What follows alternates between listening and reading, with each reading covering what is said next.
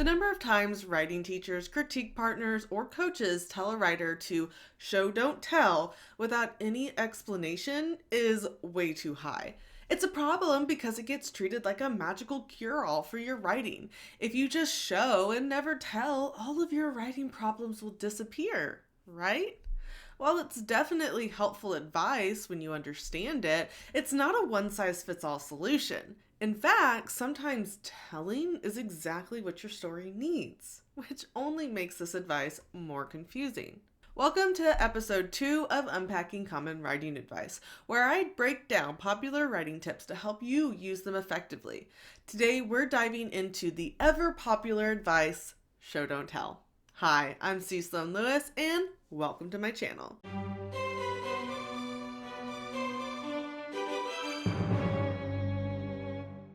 Just a quick message before we start this video. I'm currently pursuing my certification to become a book coach in fiction, and I am looking for writers to work with to earn my certification and also build up my practice as a book coach. So I am offering free, yes, you heard that right, free manuscript evaluations and book coaching. I have a link below that is a form you can fill out to tell me a little bit about your novel and how many words it is, and you know who you are, obviously. And then there's also, you can DM me if the link doesn't work for whatever reason, or if you just have questions about it, or you can leave comments down below. That's totally fine too. So it's kind of a you scratch my back, I scratch your back thing, and you get some free book coaching, which is great. I might not be certified just yet, but I have a lot of experience that I can give to you. Additionally, there's also a worksheet connected to this video and the previous video that I made in after I had made the video, and so they are not actually connected in the video itself, but they go very in-depthly into the topics that I explore. So check that out. And without further ado, here's me just an hour ago telling you all about Show Don't Tell. Thank you.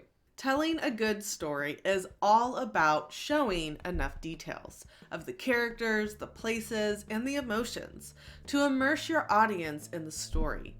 Bad storytellers, on the other hand, just tell you what happened, the event, the action, and that's it.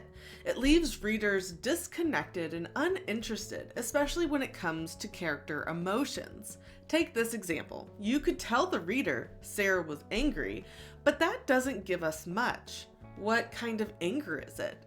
How does it manifest? Is it quiet seething? Explosive rage? Though we all understand anger, it's a deeply personal and varied experience. To connect with Sarah's anger, we need more. Sarah's fist clenched, her voice shook as she said, "How could you?" This not only paints a vivid picture, but also lets readers conclude that Sarah is angry without being told outright. Readers often feel talked down to when they're spoon-fed information rather than invited to draw their own conclusions. Even when readers don't consciously notice the difference, too much telling can keep them from becoming immersed in the story. Immersion is what keeps readers turning the page, invested in your characters, and avoiding the dreaded DNF pile. Without that connection, your writing risks feeling like a lecture, or worse, a textbook. Here's the biggest misconception about show don't tell. It doesn't mean never tell. It's not about turning every single sentence into a hyper-detailed scene. This advice targets specific moments in your writing, places where showing will create a stronger emotional or narrative impact. Unfortunately, critique partners or beta readers pressed for time often resort to the blanket statement show don't tell without specifying where it applies. Experienced writers know how to identify those spots, but newer writers might think the entire piece needs to be shown, which leads to overwriting. We don't want every scene overloaded with unnecessary detail. Telling is an essential tool for summarizing important moments, delivering quick exposition, or moving the story forward.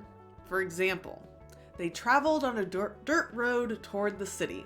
If nothing happens during the journey, you don't need a detailed paragraph about every rock and tree along the way. Telling keeps the pacing strong, prevents readers from getting bogged down, and maintains the momentum of your story. Even in the classic works like The Hobbit, Tolkien often uses telling to summarize situations and move the story forward. It's not lazy, it's efficient. So how do you know when to show and when to tell? You need to focus on 3 key factors: importance, pacing, and clarity. When it comes to importance, show moments that are emotionally or narratively significant. These are the scenes readers need to feel deeply immersed in. If a scene isn't important enough to warrant showing, consider summarizing it or cutting it all together. When it comes to pacing, telling is a great way to speed things up, while showing slows things down. Use telling for transitions, summaries, or unimportant events. Reserve showing for the big, meaningful moments that deserve the spotlight. When it comes to clarity, telling provides straightforward information when the reader needs it, like explaining backstory or exposition. On the flip side, showing brings clarity to emotions, relationships, and character experiences. Ask yourself, what does the reader need to feel here? If emotion is the key, lean into showing. Once you've identified where to show rather than tell, how do you do it effectively? The key lies in engaging the 5 senses: sight, sound, smell, taste, and touch. For example, if your character feels anxious, you could write, "A sharp tingling ran up her back and down her limbs. Her mouth was dry and all she could taste was the dust in the air. Her palms were clammy. She could hear every shuffle of feet around her, but she couldn't focus on a single sound. Her eyes darted frantically across the room." This doesn't just describe anxiety, it helps the reader feel it.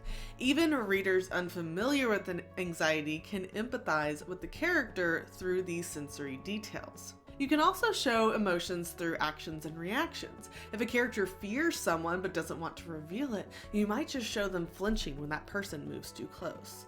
Subtle, physical reactions like this reveal emotions without spelling it out. Show, don't tell is incredibly useful advice when you understand it. The key is knowing when to apply it. Show when it matters. Tell when it's efficient. Always consider what serves your story best. What's your biggest challenge with show, don't tell? Let me know in the comments so we can talk about it.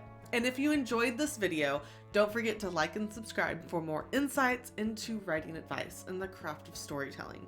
Next week, we'll explore the advice killing your darlings and what that really means. But until then, you've got some writing to do, and I'll see you in the next video. Ta-ta.